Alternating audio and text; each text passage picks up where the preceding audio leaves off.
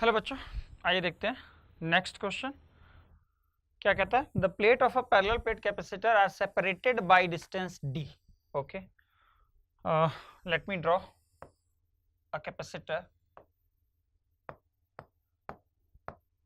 ये रहा कैपेसिटर। ही कैपेसिटर की दोनों प्लेट और दोनों प्लेटों के बीच का जो डिस्टेंस दिया हुआ है वो दिया हुआ है D. Two slab of different dielectric constant K1 and K2 with thickness 3D/8 and D/2। ठीक है, 3D/8 एक मान लेता हूं ये डाइलेक्ट्रिक है K1 और दूसरा मान लेता हूं ये रहा। ठीक है, दोनों की थिकनेस भी गिवन है। This one is 3D/8 and this one is D/2। Definitely कुछ यहाँ पे डिस्टेंस बचेगा, वो डिस्टेंस अपन कैलकुलेट कर सकते हैं। Let's suppose this is T, ये K1 है, ये K2 है। यहाँ पे एयर होगी और एयर का डाइलेक्ट्रिक कांस्टेंट आपको पता है कितना होता है, 1 होता है। ठीक, जब इस कैपेसिटर के दोनों प्लेट के बीच में ये डाइलेक्ट्रिक वगैरह कुछ नहीं डाला गया होगा, तब उस समय इस कैपेसिटर का कैपेसिटेंस कैसे लिखा जाता है, C is equal to ε0 A/D। ठीक है, A क्या है, ये दोनों प्लेट्स का एरिया, और D क्या है, इन दोनों के बीच की डिस्टेंस। उसके बाद क्या किया गया, इन दोनों डाइलेक्ट्रिक को यहाँ पे डाल दिया गया है।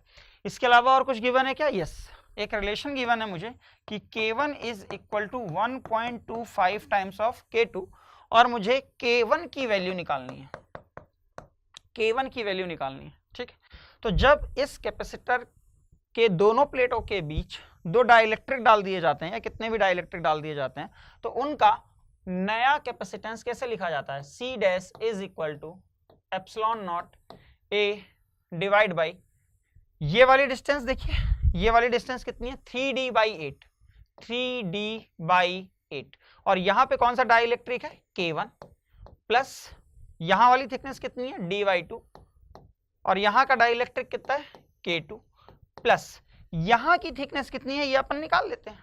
टोटल इन दोनों के बीच का सेपरेशन कितना था, D, तो D माइनस इन दोनों को ऐड कर देता हूं, तो 3D/8 प्लस D/2, तो यहां से मेरी थिकनेस आ जाएगी।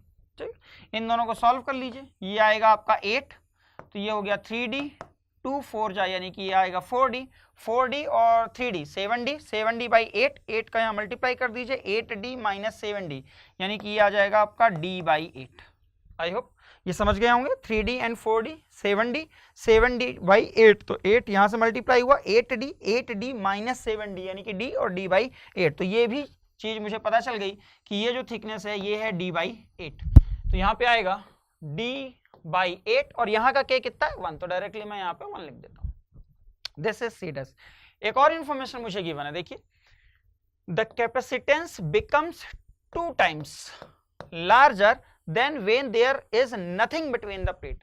जब इन दोनों प्लेट के बीच में डाइलेक्ट्रिक डाल दिया जाता है तो जो कैपेसिटेंस है आपको पता है इंक्रीज हो जाता है, और कितना इंक्रीज हो जाता है, बोल रहा है कि C डैश कितना हो जाता है, 2 टाइम्स ऑफ इनिशियल। तो इनिशियल अपन ने क्या माना था, C, तो ये हो जाएगा C dash is equal to 2 time of C।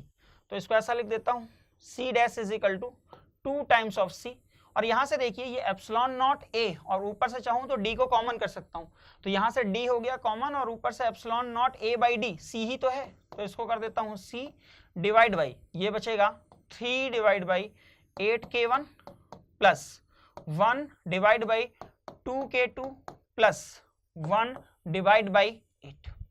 ठीक है, ε0 और यहां से जो D बचा उस D को कॉमन करके ε0 A/D, ε0 A/D को मैंने C लिख दिया, C से C को कैंसिल कर दीजिए।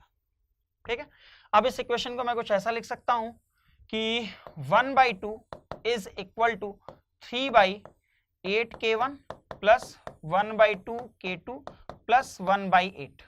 अब मुझे यहां से देखिए K1 की वैल्यू पूछा हुआ है, then the value of K1, तो K1 मुझे रखना है, K2 यहां से हटाना है, तो K2 की जगह में मैं क्या रख सकता हूं, K1 डिवाइड बाई 1.25, तो इसको ऐसा कर देता हूं 1 divide by 2 minus 1 divide by 8 is equal to 3/8। यहां से देखिए K1 तो निकालना ही है, तो K1 की जगह K1 ही रहने देता हूं, प्लस 1 डिवाइड बाई 2, K2 की जगह मैं रख देता हूं, K2 की जगह रख देता हूं K1 डिवाइड बाई 1.25, कुछ इस तरह से।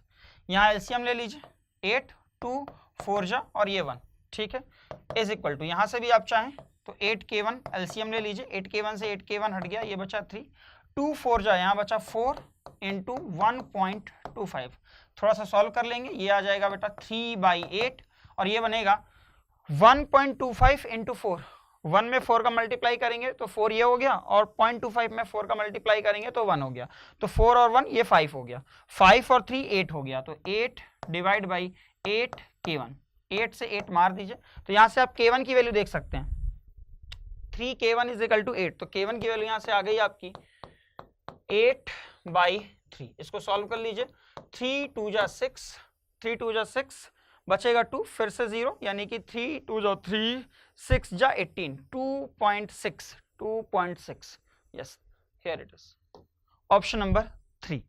तो क्वेश्चन थोड़ा सा लेंदी था बट हो जाएगा, कोई दिक्कत नहीं था। ओके